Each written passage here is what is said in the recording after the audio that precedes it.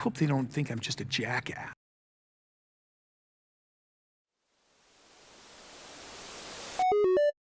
Of course they do, Cody. You do everything possible to make people think that about you. Hello, everyone, and welcome to Happily Ever Reality. My name is Brittany, and today we're talking about Special Forces Season 4, Episode 8. At this point in the show, we are down to 6. We have Gia, Bree, Sean, Andrew, Randall, and Cody. And it is clear as soon as the show begins, they all think that he is absolutely ridiculous. Just look at this clip, and it's just going to be a few seconds long, but watch Sean Johnson East after she calls for Cody. She is standing there shaking her head as he runs past her. Just look at this. Cody! You're correct. There is the head shake. It's only like 1 or 2 seconds long, but you guys, you can tell that they are just tolerating Cody at this point, and they sort of think he is ridiculous. But you know what? Here's the reality of the situation. Cody has had way more TV time than anyone else on that show. Now, I didn't research that. I didn't look that up, but you know, Sean, Andrew, Randall, they're athletes. And even though Gia was on The Real Housewives of New Jersey, she wasn't the star of the show. Cody has really been out there in the public eye for a long time. For him, this is a money thing, right? Even though I'm sure he loves all of this and he feels like he's being an alpha male, the truth is they make their living this way. This is money for him. And I do believe that Cody leans into every character that he can in order to keep going. I think Cody acts like the villain. Then he tries to act like super dad. Then he tries to act like alpha male because that's how he makes his living. That's how he is in that new house he is in. And this is just another example of that. Though I do think this type of situation where he gets to feel super masculine is something he naturally enjoys. I really do believe he likes this, but I also think he would lean in to whatever character he needed to play to keep making money. And yes, I do think he's a character. Like he says and does whatever keeps the cameras on him and keeps him out in the public eye. And I think he has to know that the time is about up for them in that show. And he's going to have to make a living. He's going to have to pay that mortgage. There's a part of me, though, that wishes with this show we could see more of the socializing that goes on between the missions that they're given, because I do think it's in those moments Cody has annoyed everyone the most. People can be very forgiving for things that happen in stressful situations. Every one of them has had a moment where they cried, freaked out, probably not been the best version of themselves, and they've forgiven each other, but I think it's the moments where they're socializing that Cody really gets on their nerves. And it's not just the people that are with him participating in the show, but also the staff themselves. Listen to what they have to say about Cody making it to the end. His ability to absorb is impressive. Yeah. Yes. Yeah, I think just pure ignorance and resilience will get him to the end. Ignorance and resilience. That is probably what's going to get him to the end. And honestly, it probably gets him through a lot of life. But I'm still going to give him credit. And I know some of you have left comments saying he's had more time to train than anyone else. And maybe that's true, but he is in his 50s. He's not an athlete. There are athletes there that are much younger than him that haven't really made it as far as he has. As a matter of fact, most of them are gone now. So I'm still going to give him some credit. Yes, if he trained longer, he had a little bit of an upper hand. But you would have thought some of the athletes that have been on there would have stepped up and really prepared for this. So I want to give him a little credit, but I think they're right. Him being as ignorant as he is helps him sometimes, which sounds kind of weird, but it goes back to the whole ignorance is bliss thing. I think Cody doesn't always realize how he seems to other people or what is really going on. We know he doesn't have a lot of emotional depth, at least not the way most people would, about their children, about their families.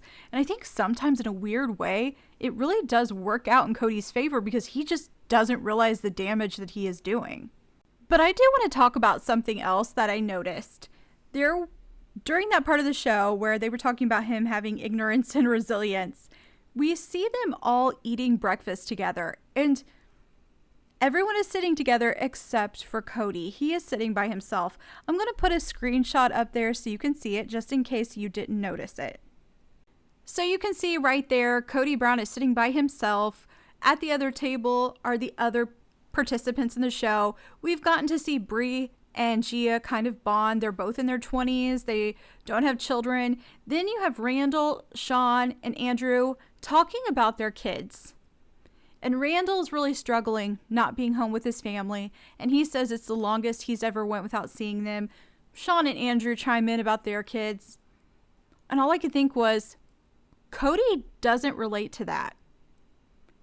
Kody doesn't relate to that at all. The only time we hear Kody talk about how he can't be away from his kids, it's the kids with Robin.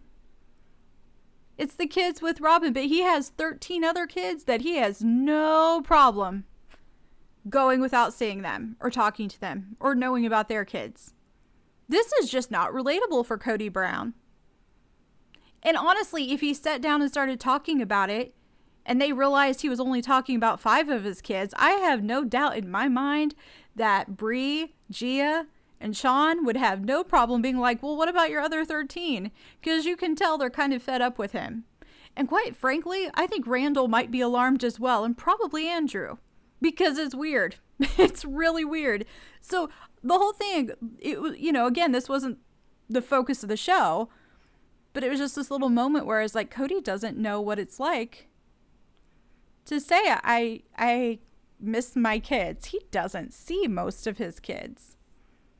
Let's take a minute and talk about some of the challenges that they did. Actually, they did 2. The first one was called the Sickener. It was a climb that got more difficult as they went along. They had to carry tires, chains, ropes. This challenge was very difficult for the women. It was the first time I thought Shawn Johnson East almost wasn't going to make it, but she did. She made it to the end. Every time I watch this show, I'm so impressed by her. I also was really proud of Gia. This really isn't her thing. She's been kind of pampered in her life. Even though she had challenges, it was still sort of a cushy life otherwise. And this just doesn't seem like her sort of thing, but she's doing so well. And there was a part of me that thought after Teresa left, she might not stick it out, but she's done great. And it seems like her and Bree are really sticking together through this. So I was glad Bree made it to the end as well. This was just more difficult for the women than the men. There was a moment during the climb when Gia was right in front of Kody and he was sort of holding her bag. There was this part of me that wondered how she felt about that. So after they do this first physical challenge, we hear the staff say this. We've tested them physically, but now we need to see what they're made of mentally.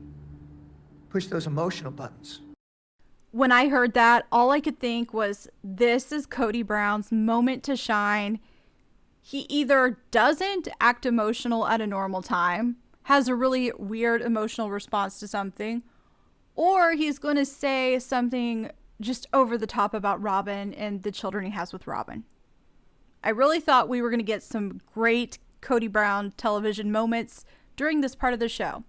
So what they do, if you haven't watched it yet, is they let each participant watch a video from their family. And I was like, oh goodness, Robin is going to make a video and Kody is just going to have a meltdown. But if they really wanted to do something interesting, they should have found one of the kids that Kody hardly talks to at all and had that kid make a video and let us all see how Kody responds to that. But no, it was Robin. Robin made a video and I thought Kody would have a meltdown, but he didn't. I mean, he cried, but he didn't say anything stupid. With that being said, Robin did. Robin absolutely got it wrong. I'm sure you're charming everyone and making friends and just impressing everyone. Wrong. He is not making friends. He's not charming anybody. He's annoying the crap out of everyone, or they're laughing at him. And it kind of feels like they're making fun of him. She was wrong. He wasn't charming anyone. But that isn't all she has to say. She goes a little bit further. Please know the kids and I are praying for you every day. I'm sending you light and love. Instead of sending him light and love, she should have sent him an overpriced junk journal. It could be purple with a carousel, unicorns and lace. That probably would have done him really good. But nah, she's just sending him light and love. Anyway, that's it. Kody just cries a little bit, and that's all we got out of him. After this, they go back to physical task, and we see Cody paired up with Bree and Sean. I can't help but think that they did that on purpose because it becomes very clear that Bree is tired of Cody. We already got to see that in the last episode, but it's just more so in this one. And it's starting to become very clear that Sean is also annoyed by Cody's behavior. I'm going to put in a clip of Bree talking about how you can tell when she doesn't like someone, but I want you guys to actually, if you can, watch the screen. They throw in a clip of Bree, Cody, and Sean during the mission, and watch Cody bump into Bree. I can't hide anything, so you can tell if I don't like you, for sure. I have put a screenshot up of when Cody bumped into her. It just felt unnecessary. And it's not the first time I've talked about this. In one of the previous episodes, I pointed out that he seems to be near her, sort of having his hand on her back or like linking arms with her. I don't know what the angle is with that. I don't know if he knows she doesn't like him and he's doing it to annoy the crap out of her, or maybe she's a younger woman and that's just his masculine instinct. I don't know. But man, if I don't like someone and they're in my personal space, that is just going to make me like them less. Throughout this whole task they have been given, it is abundantly clear that Bree does not like Cody, and she's not going to let him take the lead. She is going to lead with Sean in this. They are working as a team, and Cody sort of feels like a tag along. They keep telling him he has to stay with them. Like, don't go off on your own. Stay with us.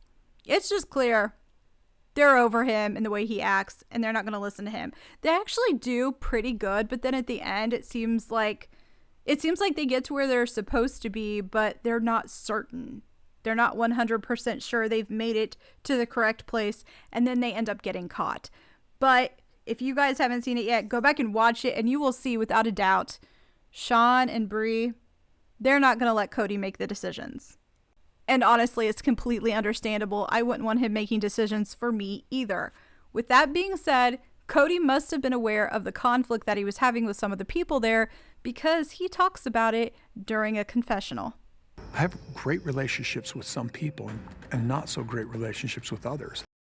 And then a little bit later he adds, but what other people think of me has never been important enough to make me change. And I'm like, we know that is true. The whole world will be coming at this guy, telling him he's a bad dad, he's a bad husband, and you would think he would go home and think about himself a little bit, but instead he doubles down and then tries to give us evidence on why he behaved the way he did and why we should agree with him, and none of it ever makes sense. And this man will not admit his wrongdoings. Every now and then I think he's getting a little bit better, but then he comes back and he is just the normal Cody Brown. In the end, everyone fails. Neither team makes it. So we'll have to see what happens in the next episode. I do want to throw in just a little clip of Cody. One more thing that I want you guys to see. I talked about how he's a character, right? Cody will really play into what he needs to play into for screen time. He makes good television, and I want you to listen to him, specifically listen to the tone of his voice. But there's always that little nag right there saying, you can quit. I love that they put really intense music behind that, because on Sister Wives, I feel like they're starting to put clown music behind him. I don't know that it's actually called clown music, but you guys know what I'm talking about. And if you don't, go back and watch some of the scenes where Cody's talking. The music is different for him. It's weird. It reminds me of carnival music when he talks. So he got some really intense music there. He definitely lowered his voice, slowed down the speech a little bit. But I guess if you ever need a pep talk, you can go back and watch that clip from Cody. But that is it, you guys. Let me know down in the comments what you thought about this episode of Special Forces. If you haven't already, I hope you will click like and subscribe and come back to Happily Ever Reality.